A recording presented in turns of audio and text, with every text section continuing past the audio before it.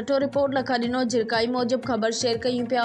झिरक लॻ सोंडा अवामी इतिहाद पारां सिंधु दरिया ते ठहिंदड़ गैर क़ानूनी कैनालनि ख़िलाफ़ एहतजाज कयो वियो ऐं कैनालनि ख़िलाफ़ ज़ोरदार नारा हणी कैनाल खे ख़त्म करण जो मुतालबो कयो वियो।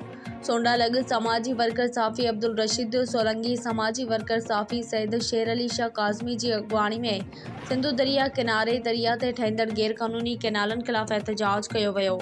एहतजाज में अॻवाननि ख़िताब कंदे चयो त सिंधु दरिया असांजे जियापे जो अहम ज़रियो आहे, जंहिं ते गैर क़ानूनी कैनाल ठाहिया पिया वञनि, जेके असांखे कंहिं बि सूरत में क़बूल न आहिनि। उन मौक़े ते समाजी वर्कर अमीर बख्श सूमरो, साफ़ी अहमद रहीम अलायो, अयाज़ अहमद वर्ज, सैयद एजाज अली शाह काज़मी, शफ़ी मोहम्मद जाकरो, शामिर जाकरो, नूरदीन सूमरो, दीदार अली शाह काज़मी, सैयद ज़ेर अली शाह, अब्दुल वहीद सोलंकी काज़मी, कबीर अहमद शाह काज़मी, सरफराज शाह काज़मी ऐं ॿियनि ख़िताब कंदे चयो त दरिया में पाणी न हुअण करे दरिया में वारी उॾामी रही आहे।